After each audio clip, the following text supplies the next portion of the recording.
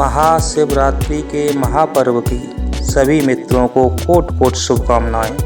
मित्रों, वीडियो का टाइटल है कि गंगा सबके पाप धोती है, परंतु गंगा अपने पाप कहाँ धोती है। मित्रों, यह कथा शिव पुराण से ली गई है।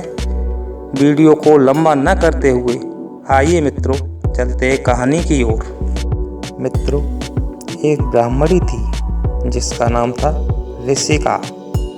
वह किसी ब्राह्मण की पुत्री थी और एक ब्राह्मण को ही विधि पूर्वक ब्याही गई थी। यद्यपि वह द्विज पत्नी उत्तम व्रत का पालन करने वाली थी, तथापि अपने पूर्व जन्म के किसी अशुभ कर्म के प्रभाव से बाल वैधव्य को प्राप्त हो गई। तब वह ब्राह्मण पत्नी ब्रह्मचर्य व्रत के पालन में तत्पर हो पार्थिव पूजन पूर्वक अत्यंत कठोर तपस्या करने लगी। उस समय अवसर पाकर मूढ़ नाम का एक प्रसिद्ध और दुष्ट और बलवान असुर, जो बड़ा मायावी था, काम बाढ़ से पीड़ित होकर वहां गया। उस अत्यंत सुंदरी कामनी को तपस्या करती देख वह असुर उसे नाना प्रकार के लोभ दिखाता हुआ उसके साथ संभोग की याचना करने लगा।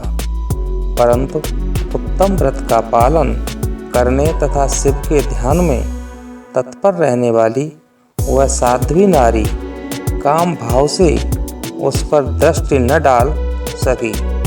तपस्या में लगी हुई उस ब्राह्मणी ने उस असुर का सम्मान नहीं किया, क्योंकि वह अत्यंत तपोनिष्ठ और शिव ध्यान परायणा थी।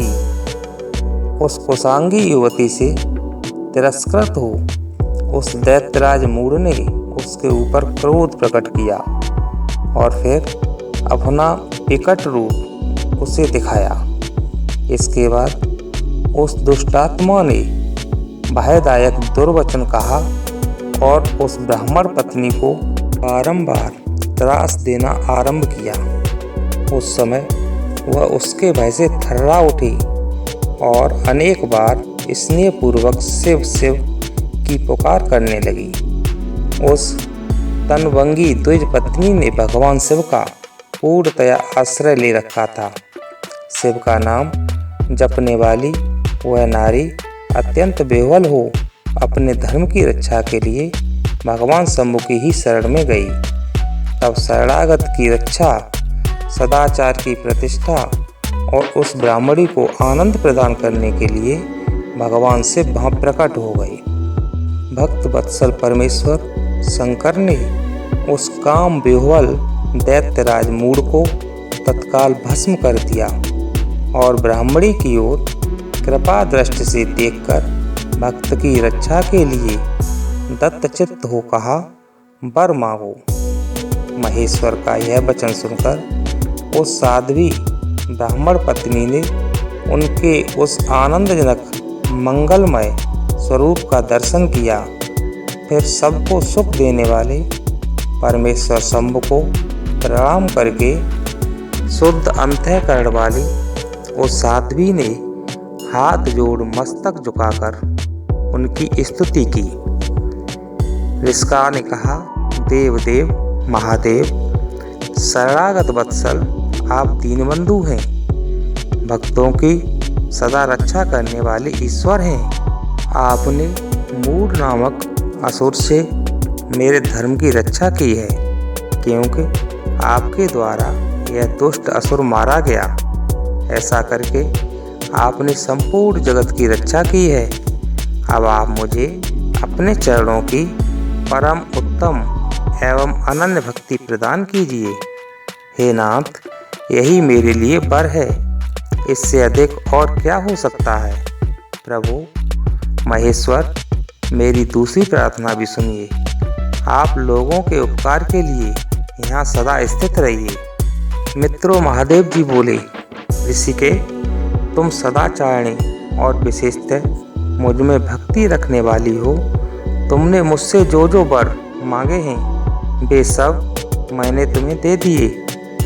ब्राह्मणों, इसी बीच में श्री विष्णु और ब्रह्मा आदि देवता वहाँ भगवान शिव का आविर्भाव हुआ जान हर्ष से भरे हुए आए और अत्यंत प्रेम पूर्वक शिव को प्रणाम करके उन सब ने उनका भली भांति पूजन किया।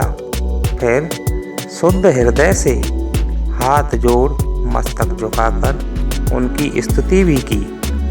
इसी समय साध्वी देव नदी गंगा उस ऋषिका से उसके भाग्य की सराहना करती हुई प्रसन्न चित्त हो बोली। गंगा ने कहा, हे ऋषिके, बैसाख मास में एक दिन यहाँ रहने के लिए मुझे भी तुम्हें वचन देना चाहिए। उस दिन मैं भी इस तीर्थ में निवास करना चाहती हूँ। सूत जी कहते हैं कि हे महर्षियों, गंगा जी की यह बात सुनकर उत्तम व्रत का पालन करने वाली सती साध्वी ऋषिका ने लोकहित के लिए प्रसन्नतापूर्वक कहा, बहुत अच्छा, ऐसा हो। भगवान शिव ऋषिका को आनंद प्रदान करने के लिए अत्यंत प्रसन्न हो उस पार्थिव लिंग में अपने पूर्ण अंश से विलीन हो गए।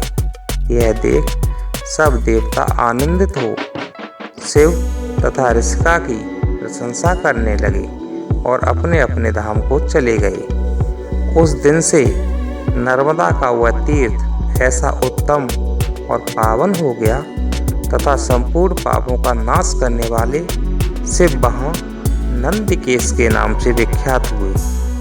गंगा भी प्रतिवर्ष बैसाख मास की सप्तमी के दिन सुबह की इच्छा से अपने उस पाप को धोने के लिए वहाँ जाती हैं जो मनुष्यों से वे ग्रहण किया करती हैं। जी हाँ मित्रों, जिन पापों को गंगा माँ मनुष्यों से प्राप्त करती हैं उनको धोने के लिए वो उस तीर्थ स्थान पर जाती हैं और स्नान करके अपने पापों को धोती हैं।